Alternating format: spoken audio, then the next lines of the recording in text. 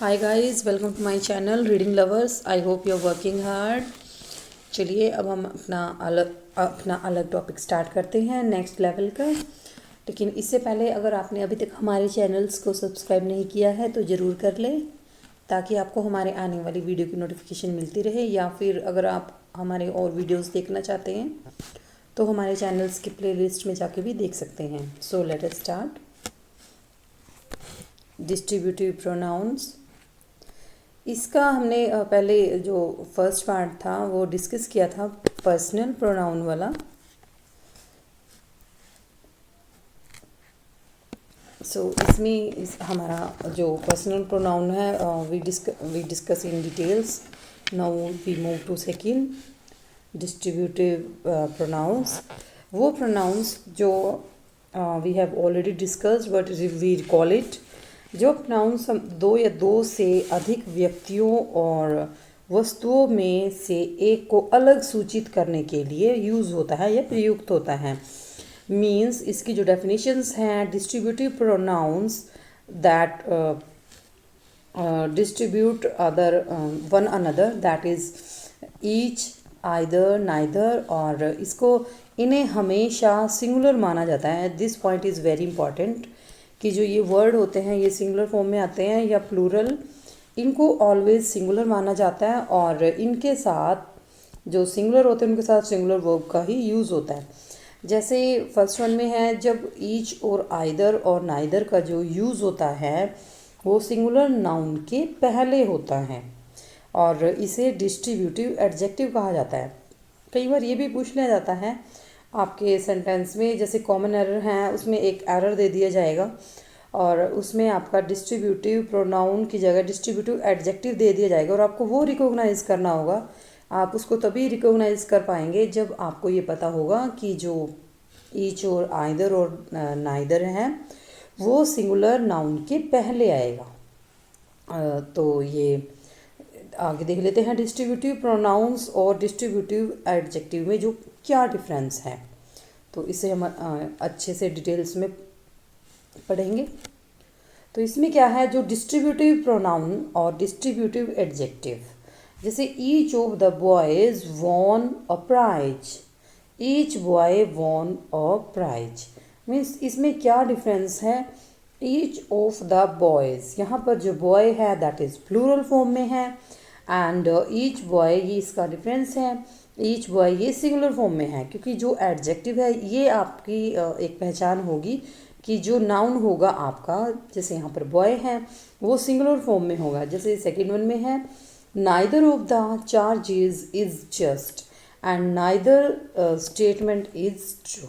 तो यहाँ पर जो ये आपका चार्जेस वर्ड है दैट इज़ प्लूरल फॉर्म, और यहाँ पर जो स्टेटमेंट है that is in singular form, and either of you can stay, and either road leads to the station, that is singular क्योंकि सिंगुलर फॉर्म में है, लीड, लीड्स। तो इसका सेकेंड पार्ट है, ईच ऑफ, आइदर ऑफ और neither of. अगर ये आपके सेंटेंस में हो तो इसे प्लूरल फॉर्म के पहले द का यूज़ होता है, अगर ये वाले तीनों वर्ड आपके सेंटेंस में यूज्ड हों। थर्ड वन है, each, either, neither, any, anyone, none के लिए सिंगुलर प्रोनाउन के पुरुष के लिए ही, हिम, हिज, हिमसेल्फ, और स्त्री यानी फीमेल्स के लिए शी, हर, हर्स और हर सेल्फ, और वस्तु के लिए, थिंग्स के लिए इट, इट्स और इट्सेल्फ का यूज़ होता है, और न कि प्लूरल प्रोनाउंस का, जैसे दे, देम, देयर, देयर्स और देम सेल्व्स। जैसे each of the boys has his own book, so this is right form. Each of the boys has their own book, means यहाँ पर जो बॉयज़ हैं ये एक सिंगुलर फॉर्म में यूज़ होगा, क्योंकि जो बॉयज़ है दैट इज़ मेल कम्युनिटी, तो उसके लिए हम ही, हिज का यूज़ करेंगे। लेकिन अगर यहाँ पर गर्ल्स होता तो हम हर का यूज़ करते। सो सेकंड है, none should hate his neighbour, ये इसकी राइट फॉर्म है, and none should hate their neighbours. तो यहाँ पर देयर यूज्ड है तो यहाँ पर हम हिज का यूज़ करेंगे। नेक्स्ट आता है हमारा third part, that is reciprocal pronoun. यानी इसके नेम से ही पता चल रहा है कि जिसमें एक दूसरे के साथ कंपेयर मीन्स अपोजिट, जिसको हम कह सकते हैं कॉन्ट्राडिक्टरी कंडीशन, जैसे each other and the one another की रेसिप्रोकल प्रोनाउन कहा जाता है, क्योंकि ये रेसिप्रोकल रिलेशनशिप यानी पारस्परिक संबंध को एक्सप्रेस करते हैं, अभिव्यक्त करते हैं।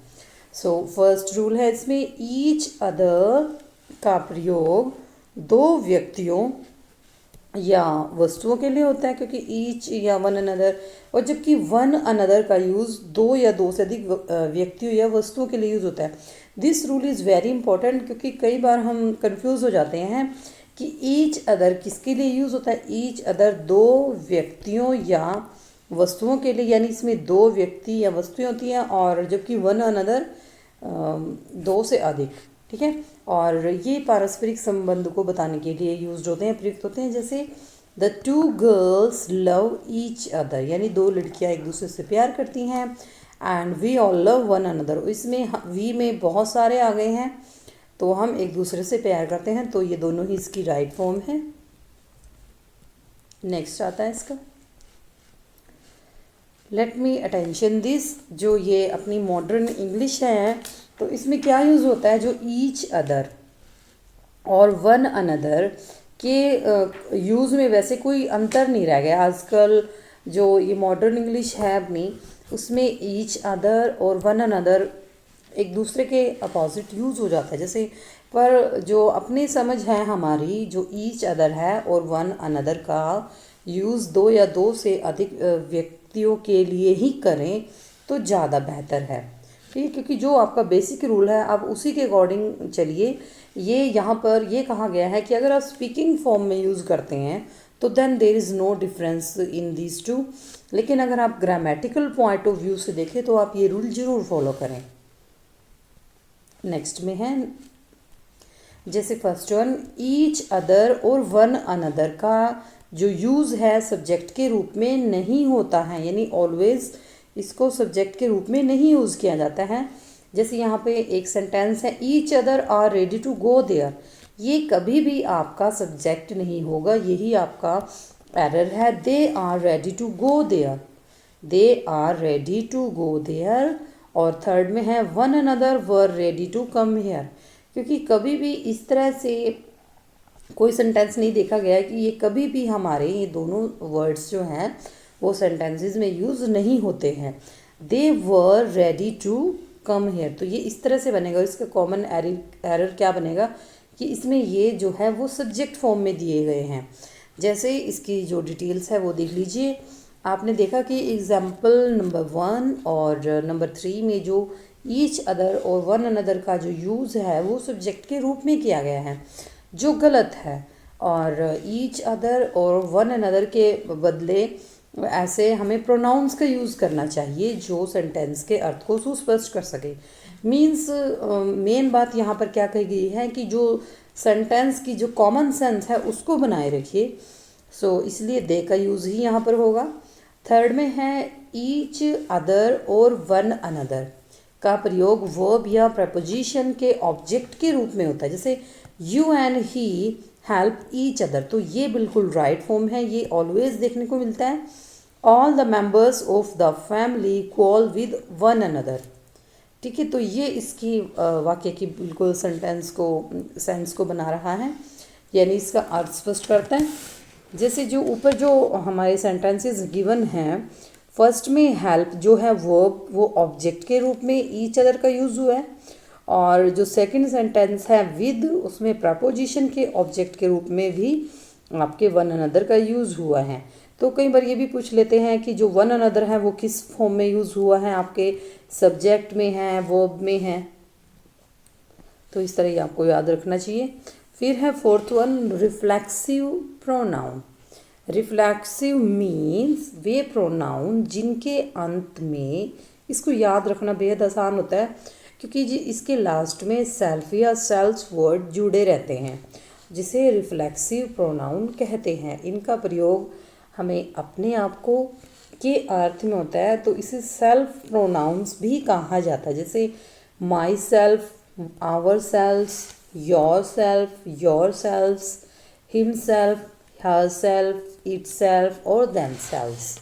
तो इसलिए इन्हें एम्फेसाइजिंग प्रोनाउंस भी कहा जाता है, यानी जो आपका रिफ्लेक्सिव प्रोनाउन है उन्हें ही एम्फेसाइजिंग प्रोनाउंस भी कहा जाता है। But there is a little bit difference in this two, जो रिफ्लेक्सिव और एम्फेसाइजिंग प्रोनाउन है इनमें थोड़ा बहुत अंतर होता है। Late we C. नंबर 1, जो रिफ्लेक्सिव प्रोनाउन है वो अपने आप को के अर्थ में यूज़ होते हैं, लेकिन जो एम्फेसाइजिंग है, क्योंकि इसके नेम से ही पता चल रहा है एम्फेसाइजिंग मीन्स जो खुद को यानी आप ही अर्थ में प्रयुक्त होते हैं। तो ये इसका अंतर है। यानी यदि सेंटेंस में वर्ब का सब्जेक्ट और ऑब्जेक्ट एक ही व्यक्ति या वस्तु हो तो वर्ब के ऑब्जेक्ट के रूप में रिफ्लेक्सिव प्रोनाउन का यूज़ होता है। जैसे for example, Ram ruined himself, उसने अपने आप को बर्बाद कर लिया। एंड राम ruined राम, तो ये रॉन्ग फॉर्म है कि राम ने राम को बर्बाद किया, यानी राम ruined himself, तो ये रिफ्लेक्सिव हो गया। फिर सेकंड है एम्फेसाइजिंग प्रोनाउन। इसका यूज़ वर्ब के ऑब्जेक्ट के रूप में नहीं होता है बल्कि प्रपोजिशन के ऑब्जेक्ट के रूप में होता है। जैसे he lives in this house by himself, तो ये स्पीकिंग फॉर्म में बहुत ज़्यादा यूज़ होता है। He lives in this house by himself, यानी वह इस घर में अपने आप रहता है। थर्ड है रिफ्लेक्सिव प्रोनाउन का प्रयोग सब्जेक्ट के रूप में नहीं होता है। माई सेल्फ सॉ इट, यानी आई saw it, so there is no need to use myself here because जो ये वर्ड है ये ऑलरेडी दिखा रहा है कि I saw it। देन इसका एग्जाम्पल है, जैसे she wasted herself, they called among themselves and you burnt yourself। फिर थर्ड वन, एम्फेसाइजिंग जो प्रोनाउन है उसका प्रयोग भी सब्जेक्ट के रूप में नहीं होता है। ये इनका जो दोनों का ये जो डिफरेंस है वो सेम है, दोनों में ही ये सब्जेक्ट में नहीं होते हैं यूज्ड। जैसे माई सेल्फ साइट, ये भी हो गया। आई माई सेल्फ साइट, इसमें माई सेल्फ जो है वो आपके सब्जेक्ट के बाद में यूज़ होगा। जैसे she herself wasted her property, यानी उसने खुद ही अपनी प्रॉपर्टी बर्बाद कर दी। They themselves ask me to do it. And next है, I myself saw her singing at her work, कि मैंने उसे अपना काम करते हुए सिंगिंग करते हुए देखा, तो मैंने अपने आप से। तो इस तरह ही आपने यूज़ करने हैं। So now we move to our practice. अब यहाँ पर जो हमारे जो ये एग्जाम्पल्स गिवन हैं वो रिफ्लेक्सिव प्रोनाउन के हैं कि हमें अपने जो सेंटेंस है उसमें कैसे अपने रिफ्लेक्सिव प्रोनाउन को कंसिडर करना है। जैसे फर्स्ट वन है, he posted the letter himself. तो यहाँ पर जो हिमसेल्फ है ये क्या है, हमें इसमें से रिफ्लेक्सिव और एम्फेसाइजिंग रिकॉग्नाइज करना है।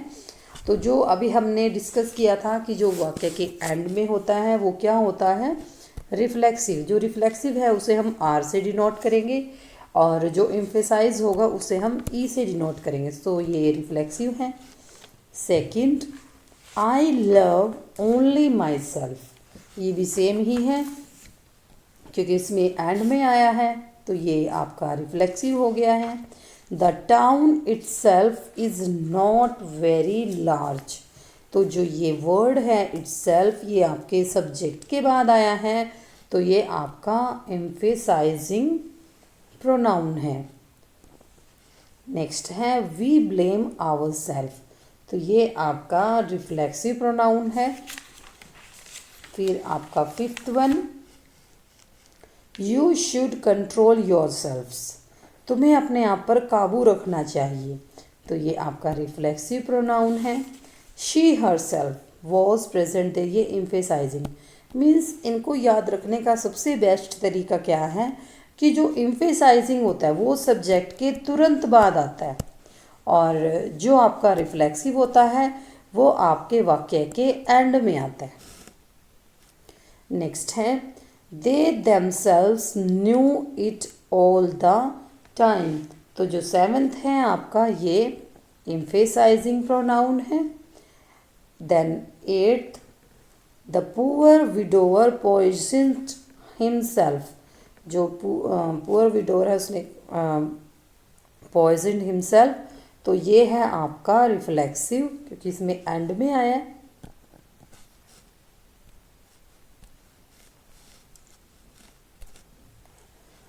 इसमें एंड में है आपका हिमसेल्फ तो ये रिफ्लेक्सिव हो गया।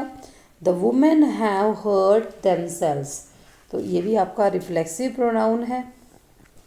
The author himself was puzzled, ये सब्जेक्ट के तुरंत बाद आया है, ये आपका एम्फेसाइजिंग प्रोनाउन है। You express yourself very imperfectly, तो ये आपका सब्जेक्ट के एकदम बाद आया है तो ये एम्फेसाइजिंग प्रोनाउन है। I myself will speak to him, so यहाँ पर सब्जेक्ट के एकदम बाद आया है तो ये आपका एम्फेसाइजिंग है। Then we often deceive ourself, ये रिफ्लेक्सिव प्रोनाउन है।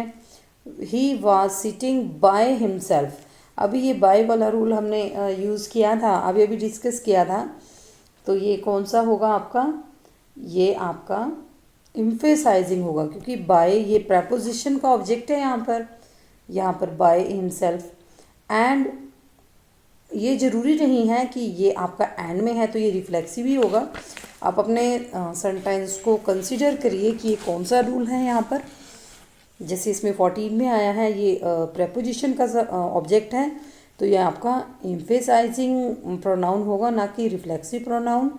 फिर 15 पे है and sometimes I hate myself, जो 15 है 15 आपका क्या बनेगा, ये बनेगा reflexive.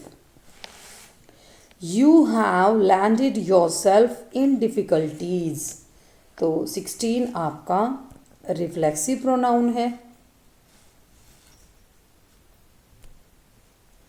17 they themselves admitting their guilt, तो यहाँ पर ये आपका सब्जेक्ट के एकदम बाद आया है so this is emphasizing.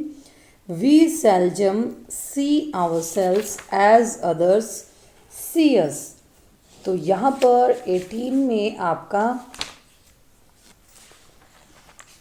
Reflexive pronoun आएगा क्योंकि यहाँ पर क्या है, we seldom see ourselves as other see us, तो ये सब्जेक्ट ये अदर वर्ड ये वर्ब है तो ये एंड में ही आया है तो हमें ये लगता है कि ये बिल्कुल सब्जेक्ट के तुरंत बाद नहीं है तो ये आपका रिफ्लेक्सिव है।